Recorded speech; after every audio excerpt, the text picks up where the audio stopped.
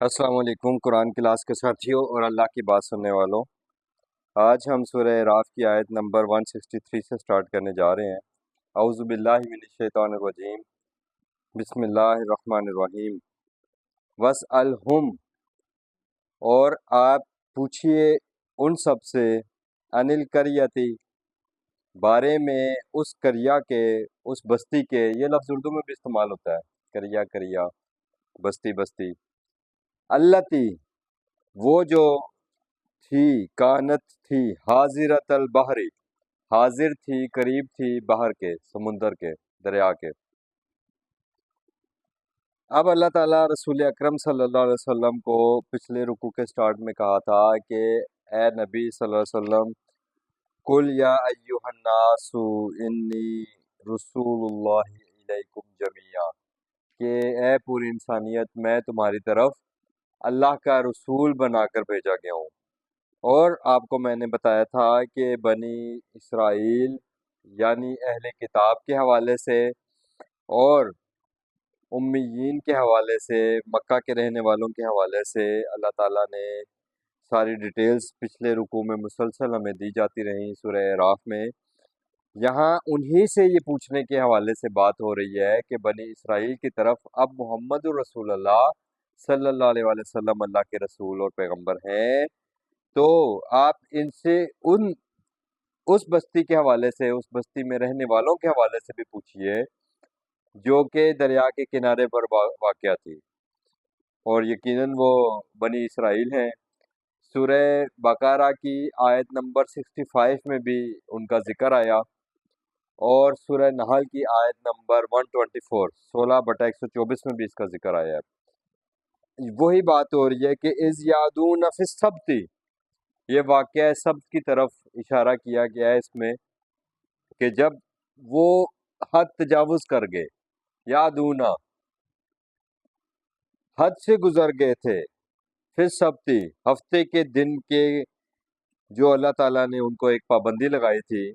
استعتیہم ہیتانہم یوم سبتہم، جبکہ اس دن آ جاتی تھی ہیتانہم، اس سمندر کے اوپر جو بھی، شرعا و یوم لا یسبتون، جو مچھلیاں ہوتی تھیں، جو شکار ہوتا تھا، وہ دریا کے اوپر آ جایا کرتا تھا، اور جس دن وہ سبت کا دن یعنی ہفتے کا دن نہیں ہوتا تھا، اس دن وہ شکار نہیں آتا تھا۔ تو اللہ تعالیٰ نے یہ اس حوالے سے یہاں پر ساری گائیڈ لائنز دی ہیں کہ قوم بنی اسرائیل کو اللہ تعالیٰ نے ہفتے کے دن شکار سے منع کیا تھا کہ آپ نے مچھلی کا شکار نہیں کرنا، اور ان کی جو ساری تجارت کا اور ان کی معیشت کا دار و مدار ہی جو تھا فشنگ کے اوپر تھا، اور ان کو بطور آزمائش اللہ تعالیٰ نے وہاں پر بتایا کہ ہم نے آزمائش کے طور پر نافرمانیوں کی وجہ سے ان کو اس بات کی پابندی ان پر لگا دی تھی کہ تم نے ہفتے کے دن مچھلی کا شکار نہیں کرنا۔ کذالک، اسی طریقے سے، نبلوہم، ہم نے آزمایا ان کو، آزمائش میں ڈالا، یعنی یہ ایک ٹیسٹ کیس تھا۔ اللہ تعالیٰ بتا رہے ہیں کہ ایک ٹیسٹ کیس ان کے سامنے رکھا گیا، ایک سچویشن ہمیشہ سے انسانیت کے سامنے رکھی جاتی رہی، ایک جو امتحان لیا جاتا تھا، اس امتحان میں اگر وہ پورا نہ اترے، اور آج بھی دیکھ لیں اللہ تعالیٰ نے کلیئر کٹ ہمیں یہ ہدایات دی ہیں کہ وَلَنَبْلُوَنَّكُمْ بِشَيْءٍ، میں ضرور آزماؤں گا تمہیں کچھ من الخوف والجوع ونقص من الاموال والانفس والثمرات رزقا لکم، اور میں تمہیں کچھ ضرور آزماؤں گا تمہاری زندگیوں میں، تمہیں کسی خوف سے آزماؤں گا، تمہارے کسی نقصان سے، چاہے وہ جان کا نقصان ہو، چاہے تمہارے مال کا نقصان ہو، چاہے تمہاری کھیتیوں کا، تمہارے زراعت کا اور تمہاری معیشت کا کوئی نقصان ہو۔ تو دراصل یہ سارا پروگرام اللہ تعالیٰ کا انسانیت کو آزمانے کا پروگرام ہے، اور یہی اللہ تعالیٰ نے جو ہے انسان کو اس ٹیسٹ کیس میں اللہ کے ساتھ جڑے رہتا ہے، اللہ کی بات پر قائم رہتا ہے، یا اللہ کی بات سے حد سے تجاوز کر جاتا ہے، یا اللہ تعالیٰ کی نافرمانی کرتا ہے۔ بما کانوا یفسقون، یہ اس وجہ سے کہ وہ فسق کرتے تھے، یعنی وہ جو باؤنڈریز اللہ تعالیٰ نے انسان کو دی ہے نا، اللہ تعالیٰ نے انسان کو ایک پروگرام دیا ہے, ایک احکامات دیے ہیں, پھر اس کو پابند کر دیا کہ آپ اس باؤنڈری کے اندر اندر رہتے ہوئے آپ نے اپنی ایک زندگی گزارنی ہے. اس کو آپ زندگی گزارنے کا لاہ عمل بھی کہہ سکتے ہو, حدود و قیود بھی کہہ سکتے ہو. تو اللہ تعالیٰ نے کہا ہے کہ دل کا حدود اللہ, یہ قرآن جو اللہ تعالیٰ نے ہم پر فرض کیا ہے, ان الذی فرض علیک القرآن, جو اللہ تعالیٰ نے قرآن ہم پر فرض کیا, اللہ تعالیٰ نے اس قرآن کی آیات کے متعلق فرمایا تلک حدود اللہ فلا تعتدوا, بس یہ اللہ کی حدود ہے, ان کو کراس نہیں کرنا. اور فسق ہوتا ہی کیا ہے کہ اس باؤنڈری کو توڑ کر باہر نکل جانا. اللہ تعالیٰ کہہ رہے ہیں کہ چونکہ جب بھی ان کو احکامات دیے جاتے رہے, یہ ہمیشہ یہی کرتے تھے کہ ان اللہ تعالیٰ کے احکام کی خلاف ورزی کیا کرتے تھے. تو اللہ تعالیٰ نے پھر ان کے اوپر پھر ایک ٹیسٹ کیس کے طور پر ان کو کہا کہ تم نے سیٹرڈے کو مچھلیوں کا شکار نہیں کرنا, اور آزمائش کے طور پر ہفتے کے دن ہی دریا کے اوپر مچھلیاں آ جایا کرتی تھیں, تو جو کہ بآسانی ہاتھ سے بھی پکڑی جا سکتی تھی, اور ان کو منع کیا گیا تھا, ان کو روکا گیا تھا. تو اب یہ ان کا ٹیسٹ کیس تھا. اب اس کے بعد اتمام حجت کے طور پر یہ ٹیسٹ کیس دیا گیا, یہ اتمام حجت کے طور پر دیا گیا. جیسے ابھی ہم پیچھے پڑھ کر آئے ہیں کہ جب قوم سمود کو اللہ تعالیٰ نے کہا تھا نا کہ یہ کیا ہے, ناقت اللہ وسقیاہا, یہ اللہ کی اونٹنی ہے اور یہ اس کے پانی پینے کی باری ہے, تو اس کو ہاتھ بھی نہ لگانا, لا تمسوہا, اس کو تم نے ٹچ بھی نہیں کرنا. تو پھر وہاں پر کیا ہوا تھا, ازم باسا اشکاہا فاکروہا, تو ان میں سے ایک بدبخت اٹھا اور اس نے کیا کیا, اس اونٹنی کی کونچیں کاٹ ڈالی. تو پھر اللہ تعالیٰ نے کہا فدمدم علیہم ربہم بذنبہم فسواہا ولا یخاف عقباہا. تو یہ ہر قوم میں اتمام حجت کے لیے آخری حجت کے طور پر اللہ تعالیٰ یہ ان کو کسی ٹیسٹ کیس میں ڈالا جاتا ہے, اور قوم اس کی بھی اگر نافرمانی کرتے تو پھر اللہ کا عذاب آتا ہے. اور وہ اللہ تعالیٰ کا عذاب آیا کہ اللہ تعالیٰ نے وہاں پر فرمایا تھا سورہ بقرہ کی آیت نمبر 65 میں بھی کہ اللہ تعالیٰ نے پھر ان کو کہا کہ تم قردۃ خاسئین, تم ذلیل و خوار بندر بن جاؤ. وَإِذْ قَالَتْ أُمَّةٌ مِّنْهُمْ, اور جب اس میں سے کچھ لوگ انہوں نے کہا لوگوں سے کہ لما تعظون قوما, کہ تم کیسے واز کر رہے ہو اس قوم کو, کیوں سمجھا رہے ہو اس قوم کو, اس کا مطلب کیا ہے. اس دن بھی یہی بات ڈسکس ہوئی تھی اور آج بھی وہی بات ڈسکس ہو رہی ہے کہ قوم ساری کی ساری قوم میں بگاڑ پیدا نہیں ہوا جاتا. اللہ تعالیٰ ہر دور میں کچھ لوگ ایسے قوم میں موجود رکھتا ہے جو اللہ تعالیٰ کی کتاب کے ساتھ چمٹ جاتے ہیں, جو اللہ تعالیٰ کے احکامات کے اوپر زندگی گزارتے ہیں اور گزارنا چاہتے ہیں اور لوگوں کو اسی کی دعوت دیتے ہیں. لیکن وہ ہر دور میں تعداد میں اتنے کم ہوا کرتے ہیں کہ اللہ تعالیٰ ان کو بچا کر باقی ساری قوم کو تباہ کر دیا کرتا ہے. اور تمام انبیاء کرام کے جتنے احوال قرآن پاک میں ہمیں بیان ہوئے وہ اسی کی طرف اشارہ کرتے ہیں. یہ ان لوگوں کے لیے اللہ تعالیٰ کی طرف سے گڈ نیوز ہے کہ ولا تہنوا ولا تحزنوا, کہ تم نے ہمت نہیں ہارنی اور تم نے کوئی غم نہیں کھانا. وانتم الاعلون ان کنتم مؤمنین, اگر تم اللہ کی بات ماننے والے ہو نا تو یہ اللہ تعالیٰ کی گڈ نیوز ہے تمہارے لیے کہ وانتم الاعلون, تم ہمیشہ اعلیٰ رہو گے, تم کامیاب رہو گے. اور کامیابی کا معیار یہ دنیا کی زندگی تو ہے ہی نہیں. جو ایگزامینیشن ہال آپ کو پرووائڈ کیا گیا جسٹ فار ایگزامن, 3 گھنٹے کے لیے آپ کو ایگزامینیشن ہال دیا گیا, وہ آپ کا کامیابی کا معیار کیسے ہو سکتا ہے. لیکن وہاں سے کامیابی لے کر ضرور آپ نکل سکتے ہو. یہ دنیا کی زندگی یہ ایک ایگزامینیشن ہال ہے, یہاں کوئی چیز کامیابی کا پیمانہ نہیں ہوا کرتی, لیکن یہاں سے کامیابی لے کر آپ نے جانا ہے. وَمَنْ زُحْزِحَ عَنِ النَّارِ وَأُدْخِلَ الْجَنَّةَ فَقَدْ فَازَ. اللہ تعالیٰ نے کامیابی کا پیمانہ کیا بتایا ہے کہ جو اس دن آگ سے بچا لیا گیا اور جنت میں داخل ہو گیا, فقط فاز, تو کامیاب وہ ہے. تو یہ بڑی کلیئر کٹ بات ہو رہی ہے. تو قوم میں موجود لوگ ایک دوسرے کو کہہ رہے ہیں, جو نصیحت کرنے والوں میں سے ہیں, جو سمجھانے والوں میں سے ہیں, وہ کہہ رہے ہیں لما تعظون قوما, تم ایک ایسی قوم کو کیوں سمجھا رہے ہو؟ اللہ مہلکہم، اللہ تو ان کو ہلاک کرنے والا ہے، کیوں؟ کیونکہ لاسٹ وارننگ آ چکی ہے، اور یہ لوگ اس کو لاسٹ وارننگ ہی سمجھ رہے ہیں جو ایمان والے ہیں۔ او معذبہم عذابا شدیدا، یا اللہ ان کو عذاب دے گا عذاب شدید۔ تو ایسی قوم کو واعظ کی نصیحت کی کوئی ضرورت نہیں ہے۔ قالو، تو جو نصیحت کر رہے تھے انہوں نے کہا معذرتن، تاکہ یہ ایک معذرت بن جائے۔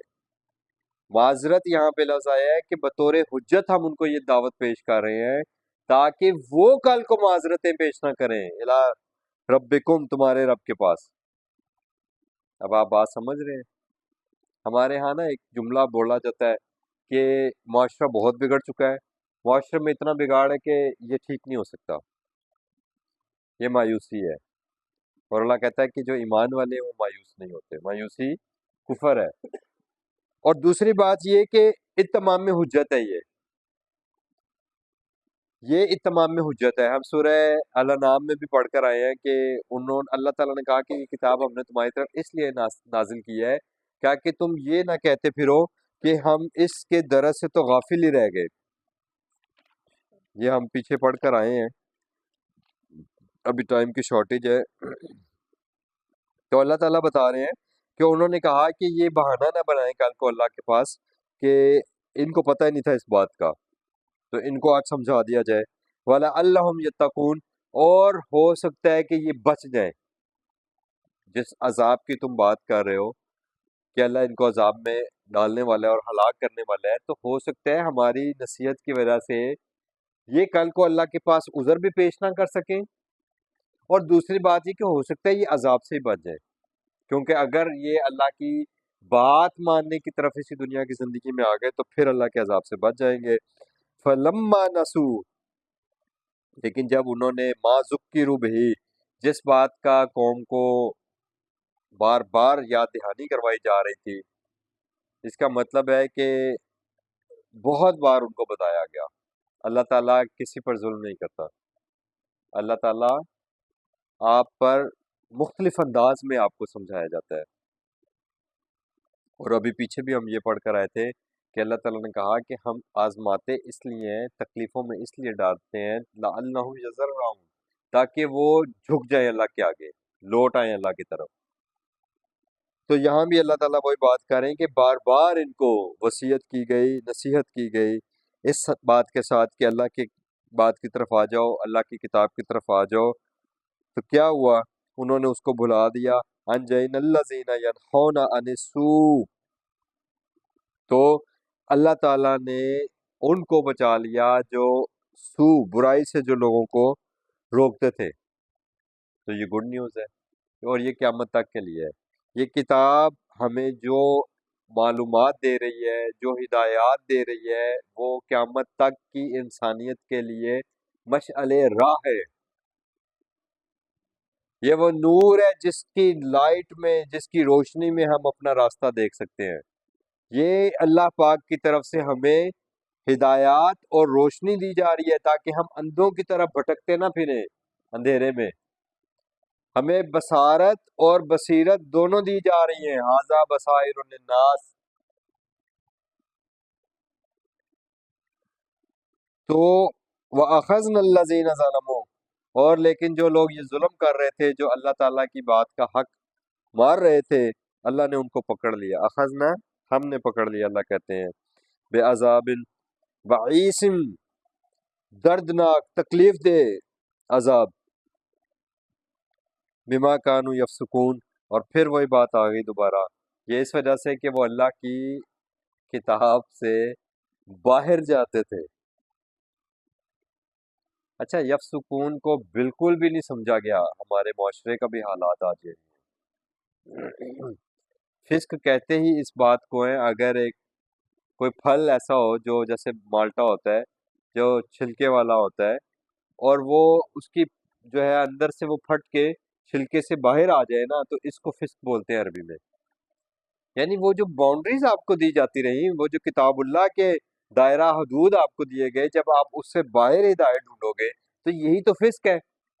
فاسق وہ لوگ ہیں جو کتاب اللہ سے باہر ہدایت ڈھونڈ رہے ہیں، اور آپ کو کہا کیا جاتا ہے کہ آپ کو قرآن سے سب کچھ نہیں ملے گا، سونے پہ سہاگا. یعنی بے راہ روی کی انتہا دیکھیں آپ کو کہتے ہیں کہ آپ کو قرآن سے سب کچھ نہیں ملے گا، یعنی آپ کو باقاعدہ فسق پر ابھارا جاتا ہے، امت کو فاسق بنایا جا رہا ہے یہ کہہ کر کے تمہیں قرآن میں سب کچھ نہیں ملے گا. رسول اللہ صلی اللہ علیہ وسلم کی زندگی مجسم قرآن ہے، آپ صلی اللہ علیہ وسلم کی سیرت قرآن ہے، تو سنت آپ کو قرآن سے ملتی ہے، سنت کا سر چشمہ قرآن سے پھوٹتا ہے. اسی کتاب پر اللہ تعالیٰ نے رسول اللہ صلی اللہ علیہ وسلم کو عمل کرنے کا حکم دیا، تو رسول کا ہر عمل قرآن کے مطابق ہے، اور اسی قرآن میں اس کا حکم موجود ہے. اور فسق کے اوپر آپ کو قوم کو ابھارا جاتا ہے کہ آپ کو سب کچھ قرآن سے نہیں ملے گا. یہ معمولی بات نہیں ہو رہی جو بار بار اللہ تعالیٰ دہرا رہے ہیں. یفسقون بما کانوا یفسقون بما کانوا یفسقون. بھائی وہ اللہ کی کتاب سے باہر ڈھونڈتے تھے ہدایت. اور میں آپ کو بار بار بتاتا ہوں کہ کوئی دنیا کا انسان ایسا نہیں ہے جو خود اپنے لیے بے راہ روی تلاش کرے، جو اپنے لیے گمراہی تلاش کرے. ہر کوئی ہدایت پر چلنا چاہتا ہے.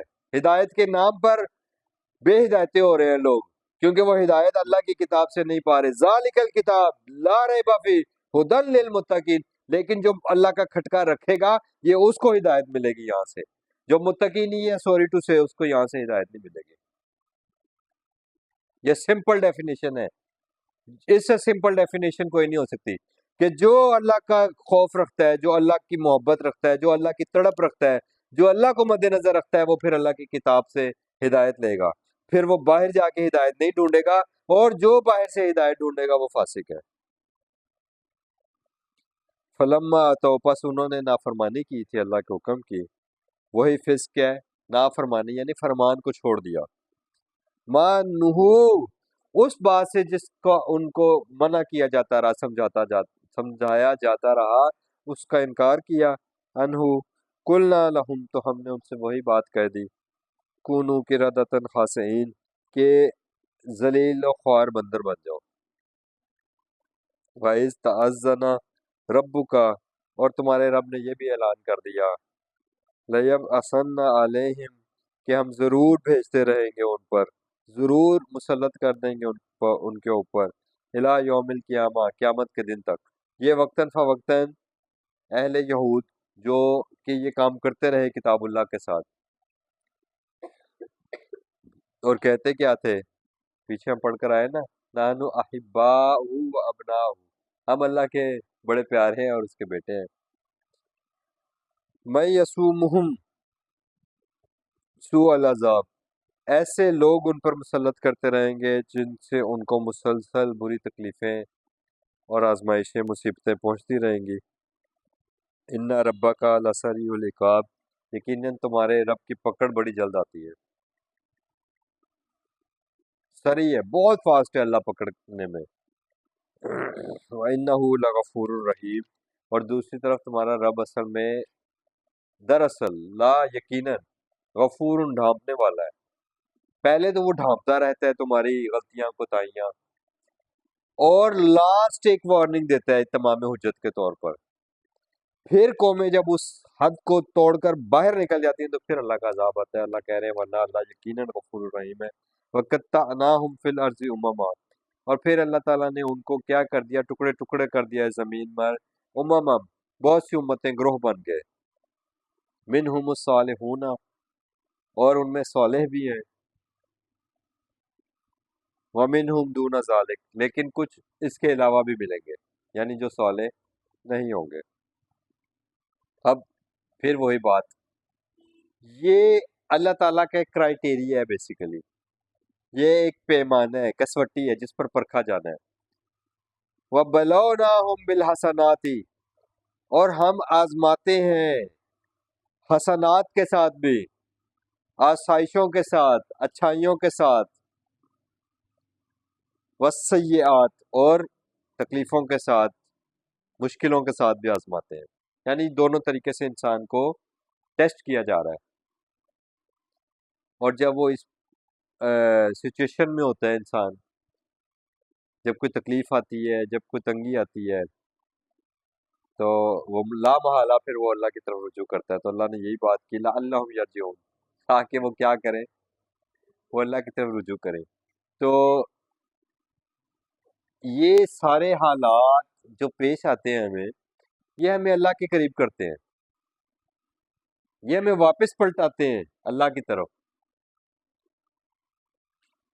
تو یہ آیت بہت مضبوط کرنے کے لیے ہے کہ ولا تہنوا ولا تحزنوا، ہمت نہیں ہارنی اور غم نہیں کرنا. اور رسول اللہ صلی اللہ علیہ وسلم نے جب ہجرت کی رات نکلے یہاں سے مکہ سے، اور آپ دیکھیں کہ کیسے وہ رسول اللہ صلی اللہ علیہ وسلم کی جان کے در پر تھے، تو اللہ تعالیٰ کے رسول نے اپنے ساتھی صدیق حضرت ابو بکر صدیق کو بتایا کہ لا تحزن ان اللہ معنا. اور انسان کو یہی اللہ تعالیٰ نے خوف دی ہے، امید دی ہے، اس کی حوصلہ افزائی کی ہے کہ اینما کنتم ہوا معکم اینما کنتم، تم کیوں پریشان ہوتے ہو، تمہارے ساتھ اللہ ہے نا. تو اللہ کہہ رہے ہیں کہ ہم دراصل اس لیے تمہیں بلوتے ہیں، اس طرح تمہیں آزماتے ہیں کہ تاکہ تم اللہ کی طرف پلٹو. فخلف من بعدہم خلف، پھر ان کے بعد ایسے لوگ جانشین ہوئے، وارث الکتاب، جو اس کتاب کے وارث بنے، یاخذون عرض ھذا الادنی، وہ جو کہ اس فانی دنیا کا ادنا حصہ بھی لے لیتے ہیں. یعنی کتاب اللہ کے بدلے میں دنیاوی منفعت لیتے ہیں،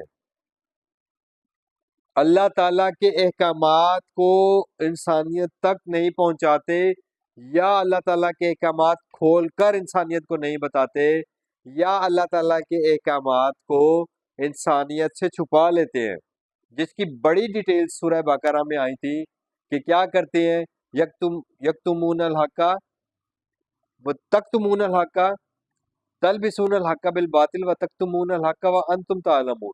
یعنی لباس چڑھاتے ہیں حق کے اوپر باطل کا، اور چھپاتے ہیں حق کو، اور یہ جانتے ہیں سب. تو یہ ذاتی منفعت کی خاطر اللہ تعالیٰ بتا رہے ہیں کہ یہ کتاب اللہ کو لوگوں کو نہیں بتاتے.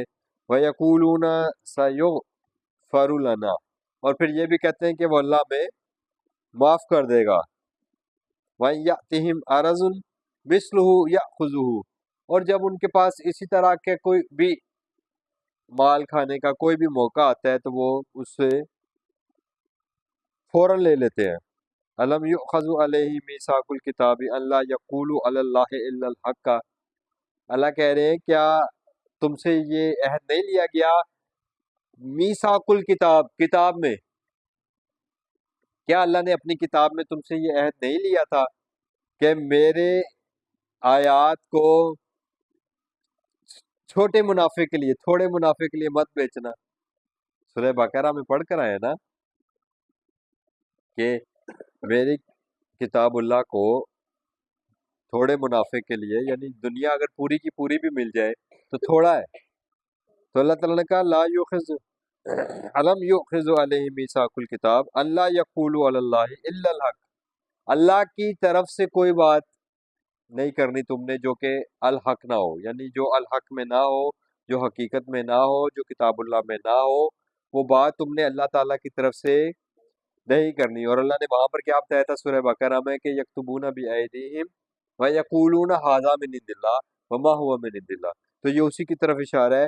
ودرسوا ما فیہ، اور اللہ تعالیٰ کہہ رہے ہیں ہم بار بار کتاب اللہ میں اسی کا ان کو درس دیتے ہیں، بار بار بتاتے ہیں. والدار الآخرۃ خیر للذین یتقون، اور پھر جان لو کہ آخرت کا ٹھکانہ، دیکھیں یہ وقتی ٹھکانہ ہے، یہاں بھی لوگ موو کرتے رہتے ہیں ڈفرینٹ جگہوں پر. آپ اپنی زندگی کا اگر جائزہ لیں تو آپ کسی ایک جگہ کے اوپر ٹھہر نہیں جاتے. اور یہ سفر جو آپ کا سٹارٹ ہوا ہے بچپن سے لے کر جوانی اور جوانی سے لے کر بڑھاپے تک کا سفر، اس سفر میں بھی آپ کہیں نہیں ٹھہرے. پھر اس میں جو ڈفرینٹ وہ کہتے ہیں نا سٹیجز، پروسیس آپ کی لائف کے آئے. طالب علمی کا زمانہ تھا، لڑکپن کا زمانہ، پھر اس کے بعد آپ کے اوپر ذمہ داریاں، پھر اولاد، اور پھر آپ ان سے بھی ایک وقت آتا ہے کہ فارغ البال ہو جاتے ہیں، اور پھر اس کے بعد آپ کا ایک بڑھاپا. تو آپ کسی جگہ بھی تو ٹھہرے نہیں ہو. تو یہ عارضی ٹھکانہ ہے، یہ عارضی رہنے کی جگہ ہے. یہ یہاں یہ بذات خود یہی پیغام آپ کو دے رہی ہے آپ کی زندگی، کہ یہ ایک سرکل ہے جو کمپلیٹ ہونے والا ہے. اور آپ سے پہلے آپ کے بڑوں کا، اور ان سے پہلے ان سے بڑوں کا، اور آپ نے دیکھا کہ مسلسل یہ ایک پروسیس جاری ہے. اللہ کہہ رہے ہیں خیر للذین یتقون، جو اللہ کا کھٹکا رکھتے ہیں، اللہ کو مد نظر رکھتے ہیں، ان کے لیے آخرت کا جو ٹھکانہ ہے وہ بہترین ہے. اللہ نے قرآن میں بتایا نا، میں آخری آیات میں صورتوں میں، کہ ولل آخرۃ خیر و ابقیٰ، اور یقیناً جو آخرت ہے وہ بہترین اور باقی رہنے والی ہے. افلا تعقلون، کوشچن آ گیا اب اللہ کی طرف سے. اور عقل کی بات کیوں کی؟ وہ جو میں نے سارے آپ کو ریفرنسز دیے ٹوٹے پھوٹے سے، کہ بچپن سے جوانی، لڑکپن، اور یہ سارا، اور آپ کا بڑھاپا، تو آپ عقل استعمال کرو تو یہ ساری مثالیں تو آپ کے سامنے ہیں. اور سب کیا ہے، ایک برف جیسے رکھی ہوتی ہے اور وہ پگھل جاتی ہے نا، تو زندگی بھی ایسے ہی پگھل رہی ہے دراصل. جس کی ہم برتھ ڈیز بنا رہے ہوتے ہیں نا، تو وہ دراصل ایک پیغام ہوتا ہے کہ یہ میلٹنگ ختم ہو رہی ہے. افلا تعقلون، اللہ پاک کہتے ہیں کیوں نہیں غور و فکر کرتے. اب وہ پیغام جو تمام انسانیت کے لیے بالآخر نجات کا سبب بنے گا، وہ یہی پیغام ہے کہ والذین یمسکون بالکتاب، آپ نے فسق نہیں کرنا. خدا را آپ نے کتاب اللہ سے باہر ہدایت نہیں ڈھونڈنی، بلکہ کیا کرنا ہے؟ اللہ کہہ رہے ہیں یمسکون بالکتاب، ایسے چمٹ جانا ہے، مس ہو جانا ہے الکتاب کے ساتھ، اللہ کی کتاب کے ساتھ جڑ جانا ہے، اللہ کی کتاب کے ساتھ چمٹ جانا ہے. اصل جو معنی بنتا ہے نا اس کا، یمسکون بالکتاب، چمٹ جاؤ اللہ کی کتاب کے ساتھ، بس اسی کے ساتھ لگے رہو، اس کو نہیں چھوڑنا. پھر واقام الصلاۃ، اور اللہ کے ساتھ براہ راست تعلق قائم رکھو. اللہ کے سوا کوئی اور آپ کا حاجت روا، آپ کا مشکل کشا نہیں ہے، اور اللہ اور بندے کے درمیان کسی کو نہیں لانا. آپ نے اللہ کے ساتھ الصلاۃ قائم کرو. سل کا مطلب ہوتا ہے جڑ جانا، تعلق بنانا، ساتھ لگ جانا. تو اللہ کے ساتھ براہ راست لگ جاؤ. وسجد وقترب، اور نماز کی شکل میں بھی. انا، بے شک در حقیقت ہم، لا نضیع، ہم نہیں ضائع کریں گے، اجر المصلحین، جو اصلاح کرنے والے ہیں نا معاشرے میں. دوسری ڈیوٹی کیا ہے؟ پہلی ڈیوٹی تو یہ ہے کہ خود اس کتاب کے ساتھ جڑنا ہے آپ نے، اور دوسری ڈیوٹی کیا ہے؟ اس کے ذریعے معاشرے کی اصلاح کرنے کی اپنے حد تک کوشش کرنی ہے آپ نے، اپنے دائرہ کار اور اپنے دائرہ اختیار میں رہتے ہوئے. جیسا کہ محمد رسول اللہ صلی اللہ علیہ وسلم کو اللہ تعالیٰ نے بتایا کہ لِيُنذِرَ بِهِ أُمُّ الْقُرَىٰ وَمَنْ حَوْلَهَا، سورہ الانعام کی آیت نمبر 92 میں، کہ تاکہ آپ اس کتاب کے ذریعے آگاہی دیں ام القریٰ ومن حولها، اور جو اس کے ارد گرد کی بستیاں ان کو. اور یہ پیغام جو محمد رسول اللہ صلی اللہ علیہ وسلم پر اترا، یہ پوری انسانیت تک اللہ تعالیٰ نے پہنچا دیا، کیونکہ محمد رسول اللہ پوری انسانیت کی طرف اللہ کے رسول ہیں. اب بات سمجھ رہے ہیں؟ تو مصلحین موجود رہیں گے ہر دور میں، تو مایوسی کی تو کوئی بات ہے ہی نہیں. اور یہ خیال ترک کر دیں اپنے ذہن سے کہ کتاب اللہ کو اللہ تعالیٰ نہیں کھولیں گے اور نہیں سمجھائیں گے اور لوگوں کو پتہ نہیں چلے گا.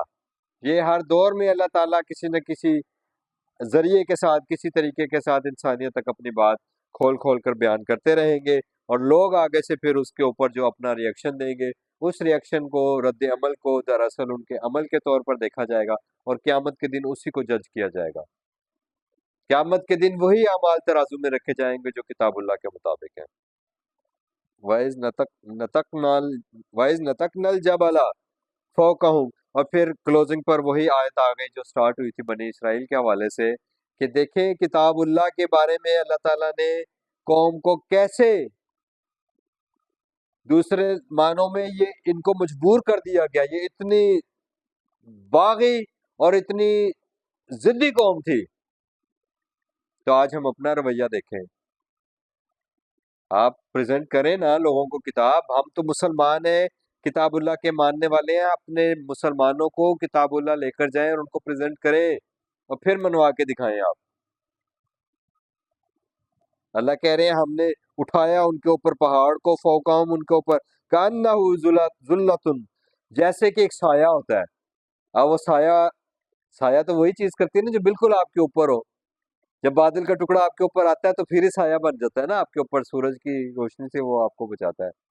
تو اللہ کہہ رہے ہیں سائے کی طرح وہ پہاڑ ہم نے ان کے اوپر اٹھایا، وَظَنُّوا، اور وہ یہ گمان کرنے لگ گئے، أَنَّهُ وَاقِعٌ بِهِمْ، کہ وہ ابھی ان پر واقع ہوا جاتا ہے، ابھی ان کے اوپر گرا جائے گا۔ تو اللہ نے پھر ان کو کیا کہا، سوچیں، خُذُوا مَا آتَيْنَكُمْ بِقُوَّةٍ، کہ پکڑ لو اللہ کی کتاب کو قوت کے ساتھ۔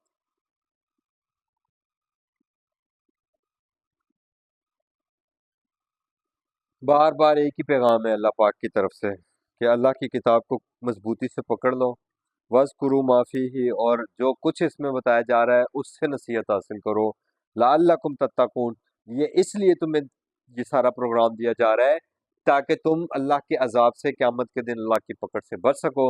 اللہ پاک ہمیں اس قرآن کو سیکھنے، سمجھنے اور اسے انسانیت تک لے جانے والا بنائے، آمین یا رب العالمین۔